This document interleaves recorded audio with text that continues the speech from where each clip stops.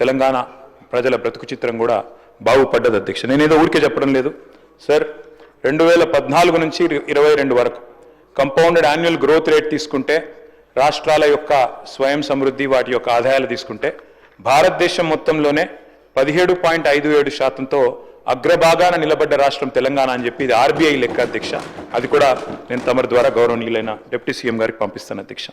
అధ్యక్ష, మా లక్ష్యం ఒకటే అధ్యక్ష, మా పార్టీ లక్ష్యం తెలంగాణ కోసం కొట్లాడిన వాళ్ళం, తెలంగాణ కోసం 14 ఏళ్ల పాటు పోరాటాలు చేసిన వాళ్ళం, తెలంగాణ కోసం అందరినీ ఐక్యం చేసి ముందుకు పోయిన వాళ్ళం అధ్యక్ష. తెలంగాణకు మేలు జరగాలి, తెలంగాణ ప్రజలు బాగుండాలి. అధికారంలో కాంగ్రెస్ ఉండొచ్చు, మేము ఉండొచ్చు, భవిష్యత్తులో ఇంకెవరైనా రావచ్చు, కానీ తెలంగాణ బాగుండాలన్నదే మా సంకల్పం తప్ప వేరేది కాదు అధ్యక్ష. అధ్యక్ష, పదవులు శాశ్వతం కాదు అధ్యక్ష. మాకు పెద్దలు కేసీఆర్ గారు ఎప్పుడు చెప్తూ ఉంటారు, గెలిచినప్పుడు పొంగిపోవద్దు, ఓడిపోయినప్పుడు కుంగిపోవద్దని. అట్లే అధికారం ఎవరికీ శాశ్వతం కాదు. ఎందుకంటే 2004 నుంచి 14 దాకా వారు అక్కడున్నారు, మేము ఇక్కడున్నాం. 14 నుంచి 23 దాకా మేము అక్కడున్నాం, వారు ఇక్కడున్నారు. ఇవన్నీ మారుతూ ఉంటాయి అధ్యక్ష. కానీ ఒకటి మాత్రం వాస్తవం అధ్యక్ష, జనరల్గా రాష్ట్రాలు ఎప్పుడైనా కూడా బడ్జెట్లు ఎప్పుడు పెడతాయి అధ్యక్ష? కేంద్రం పెట్టిన బడ్జెట్ చూసుకున్న తర్వాత, కేంద్రం బడ్జెట్ ప్రవేశపెట్టిన తర్వాత ఆ బడ్జెట్లో ఏం పెట్టినారు, ఏం కేటాయింపులు చేసినారు, ఏ రకమైన విధానపరమైన నిర్ణయాలు తీసుకున్నారు, ఏ రకమైన ప్రణాళికలు రూపొందించారు, దాని అనుగుణంగా మనకు వచ్చే వాటా ఎంత, మనకు రాష్ట్రానికి వచ్చేది ఎంత అని చెప్పి వారి ప్రాధాన్యత క్రమం అర్థం చేసుకున్న తర్వాత జనరల్గా రాష్ట్రాలు బడ్జెట్ ప్రవేశపెడతాయి అధ్యక్ష. కానీ నాకు కొద్దిగా ఈ బడ్జెట్ స్పీచ్ చూస్తే, డిప్యూటీ సీఎం గారు ప్రవేశపెట్టిన బడ్జెట్ స్పీచ్ చూస్తే ఒక్కటి ఆశ్చర్యం అనిపించింది అధ్యక్ష.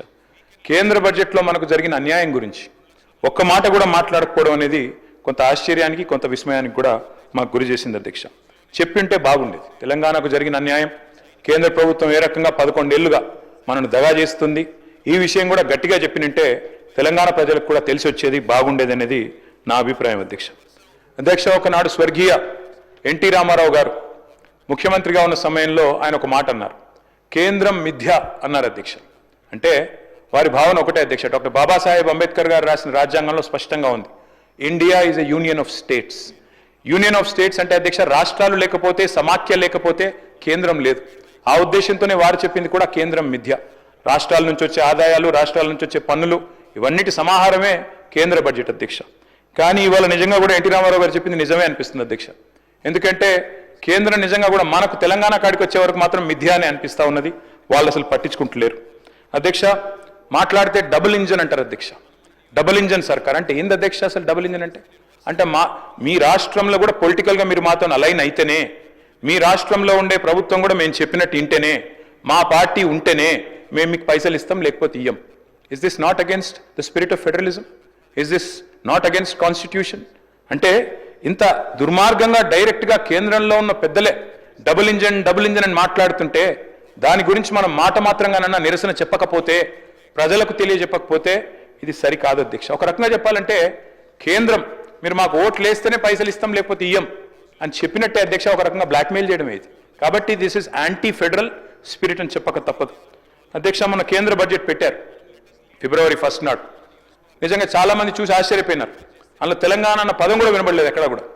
అందరూ చాలామంది మిత్రులు అన్నారు అధ్యక్ష చూడంగానే, ఢిల్లీ బీహార్ బడ్జెట్ ఇది, ఈ 2 రాష్ట్రాల్లో ఎన్నికలు ఉన్నాయి కాబట్టి ఆ 2 రాష్ట్రాల కోసమే పెట్టినట్టుగా ఉన్నది అని చెప్పి మాట్లాడిన వాళ్ళు కూడా ఉన్నారు అధ్యక్ష. అధ్యక్ష, వాస్తవం ఏమంటే పార్లమెంట్ ఎన్నికల్లో మా పార్టీ పోటీ చేసింది అధ్యక్ష. మాకు సీట్లు రాలేదు, మాకు ఒక్క సీటు కూడా రాలేదు, అన్ని సీట్లు ఓడిపోయాం. చాలామంది సంకలు గుద్దుకున్నారు, సంబరపడ్డారు. బీఆర్ఎస్కు 0-0-0 గుండు 0 అని మాట్లాడారు అధ్యక్ష. కరెక్టే అధ్యక్ష, మాకు సీట్లు రాలేదు. 8 సీట్లు కాంగ్రెస్ పార్టీకి వచ్చినాయి, 8 సీట్లు బీజేపీకి వచ్చినాయి, 1 మజ్లిస్ పార్టీ గెలిచింది. కానీ వాస్తవం ఏంది అధ్యక్ష? మాకు వచ్చింది 0నే కరెక్టే పార్లమెంట్ ఎన్నికల్లో. కానీ తెలంగాణకు వచ్చింది ఏంటి అధ్యక్ష? ఈ బడ్జెట్లో, కేంద్ర బడ్జెట్లో గుండు 0.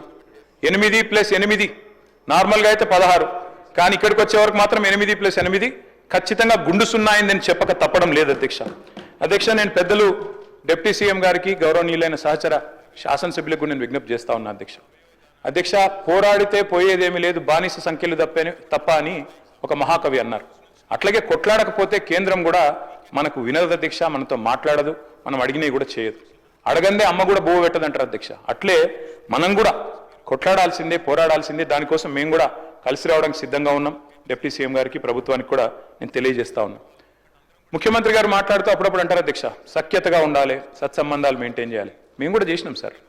2014 నుంచి 2020 సంవత్సరం దాకా 6 సంవత్సరాల పాటు సఖ్యతతో ఉండి సాధించుకునే ప్రయత్నం మేము కూడా చేసినాం. ఆనాడు మేము కూడా మిషన్ భగీరథ అని ప్రారంభోత్సవం పెట్టి బ్రహ్మాండమైన కార్యక్రమం చేసి పెద్దలు ప్రధానమంత్రి గారిని ఆహ్వానించి వారి చేతుల మీదుగానే ముఖ్యమంత్రి గారి నియోజకవర్గం గజ్వేల్లో మీటింగ్ పెట్టి బహిరంగ సభ పెట్టి మరీ ఆహ్వానించి సఖ్యతతో సత్సంబంధాలు మెయింటైన్ చేస్తూనే 6 సంవత్సరాల పాటు పిలిచి ఆహ్వానించాం అధ్యక్ష. కానీ ఏమైంది అధ్యక్ష? ఏం జరిగింది, ఏం ఒరిగింది? తెలంగాణ కేంద్రం నుంచి దేశానికే దారి చూపెట్టి ఎన్నో పథకాలు ప్రవేశపెట్టినా కేంద్రం మాత్రం చిల్లి గవ్వ కూడా మనకు విధించలేదు. ఇంతకుముందు ముఖ్యమంత్రి గారు చెప్పారు, పన్నుల రూపంలో రూపాయి ఇక్కడి నుంచి పోతుంటే మనకు తిరిగి 42 పైసలే వస్తున్నదని. అది వాస్తవం అధ్యక్ష, రావడం లేదు. మనం ఇస్తున్నది ఎక్కువ, వారు తిరిగి ఇస్తున్నది తక్కువ. కాపీ కొట్టింది అధ్యక్ష మన పథకాలు ఎన్నో. ఒక ప్రోగ్రెసివ్ స్టేట్గా తెలంగాణ పెట్టిన పథకాలు, రైతు బంధు అనే పథకం దేశంలో ఎక్కడ పెట్టలేదు అధ్యక్ష ఎవరు 75 ఏళ్లలో. మరి ఆనాడు కేసీఆర్ గారి నాయకత్వంలో తెలంగాణ ప్రభుత్వంలో మనం రైతు బంధు ప్రవేశపెట్టిన తర్వాత 2 ఏళ్ల తర్వాత దాన్ని కాపీ కొట్టి కేంద్రంలో పిఎం కిసాన్ అనే ప్రోగ్రాం పెట్టారు. మిషన్ కాకతీయ ఆనాడు టీఆర్ఎస్ ప్రభుత్వం తీసుకొస్తే దాన్ని కాపీ కొట్టి అమృత్ సరోవర్ అనే పథకం తీసుకొచ్చారు. మిషన్ భగీరథ అని మనం ఇక్కడ పెడితే హర్ ఘర్ జల్ అని తర్వాత వాళ్ళు కూడా తీసుకున్నారు.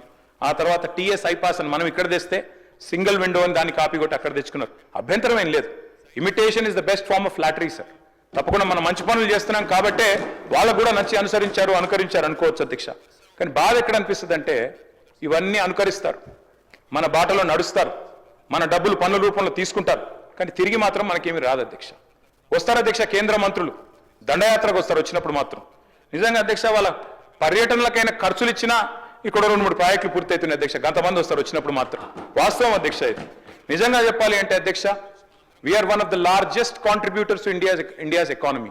ఇంతకుముందు ముఖ్యమంత్రి గారు చెప్పారు 19% ఉన్న దక్షిణాది రాష్ట్రాలు 36% జీడిపి కాంట్రిబ్యూట్ చేస్తున్నాయని. Yes, and I'm proud. Yes, of course we are Indians.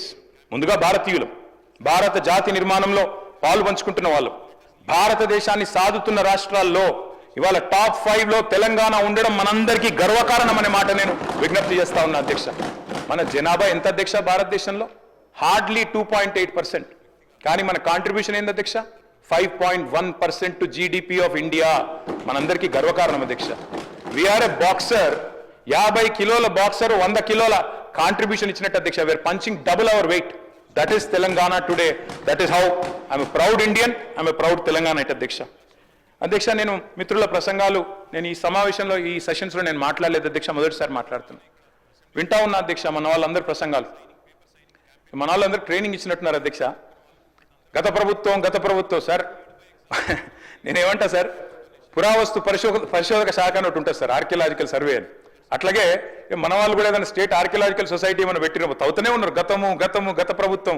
అధ్యక్ష ఓకే, 10 ఏళ్ళు మేము ప్రభుత్వాన్ని నడిపాం కాబట్టి తప్పకుండా వారు అన్నా వింటున్నాం సార్. నేనేం అంటలేను అధ్యక్ష. గత ప్రభుత్వాలు అని మాట్లాడారు సరే, ఓకే అధ్యక్ష, మాట్లాడండి, విమర్శ చేయొచ్చు, తప్పు కాదు. కానీ గత ప్రభుత్వం అని చెప్పి ఒంటికాల మీద లేసే మీరు ఎందుకు మరి కేంద్రం మీద ఒక్క మాట మాట్లాడలేదు? ఎందుకు కేంద్ర ప్రభుత్వం తెలంగాణలో బడ్జెట్కి అన్యాయం చేసినా ఒక్కరంటే ఒక్కరు మాట్లాడరు? ఇది కూడా చెప్పాలి కదా అధ్యక్ష. వాస్తవం ఏంది అంటే కేంద్ర ప్రభుత్వం బడ్జెట్లో అధ్యక్ష పైన కర్ణాటకలోనేమో అప్పర్ భద్ర అనే ప్రాజెక్టుకు జాతీయ హోదా ఇస్తుంది అధ్యక్ష, కింద పోలవరం ఆంధ్రప్రదేశ్కి, పక్కన మధ్యప్రదేశ్లో కెన్ బెత్వా ప్రాజెక్టు జాతీయ హోదా. అధ్యక్ష వాళ్ళందరికీ ఇచ్చినందుకు మనకేమి ఈర్ష లేదు, అసూయ లేదు, బాధ లేదు, కోపం లేదు. కానీ తెలంగాణకు కూడా ఇవ్వాలి కదా అధ్యక్ష.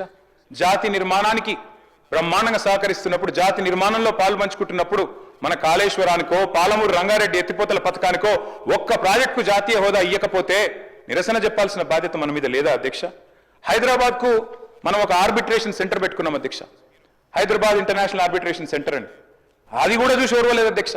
మనం పెట్టిన 6 నెలల లోపలనే గుజరాత్లో గిఫ్ట్ సిటీలో వాళ్ళొక పోటీ సంస్థ తెచ్చి నిర్మలా సీతారామన్ గారు బడ్జెట్లో 100 కోట్లు పెట్టి అక్కడ పెట్టారు అధ్యక్ష పోటీ సంస్థ.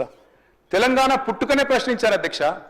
తెలంగాణ పుట్టుకని ప్రశ్నించడమే కాకుండా 6 దశాబ్దాల ఆకాంక్షను అగౌరవపరచడమే కాకుండా వాస్తవాలు చెప్పాలంటే ఒక్కటంటే ఒక్క విభజన హామీని కూడా అమలు చేయలేదు అధ్యక్ష కేంద్రం. అది మాత్రమే కాదు, దారుణమైన మాట, తల్లిని చంపి బిడ్డను బతికిచ్చిండ్రు అనే మాట స్వయంగా ప్రధాని గారు అనవచ్చు అధ్యక్ష. ఇట్లా అవమానాల పరంపర ఒకవైపు. ఇవాళ డిప్యూటీ సీఎం గారు ఖమ్మం నుంచి ఉన్నారు అధ్యక్ష.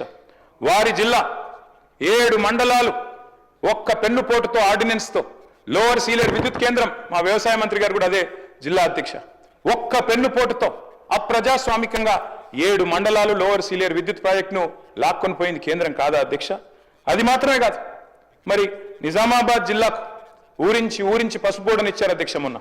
మరి ఆ పసుపు బోర్డు ఇప్పుడు మొన్న పెట్టినారు కానీ కేంద్ర బడ్జెట్లో ₹1 లేదు దానికి. ఒకవైపు ఏమో పసుపు ధర రావడం లేదు, మద్దతు ధర అని రైతులు రోడ్డు ఎక్కిన పరిస్థితి అధ్యక్ష.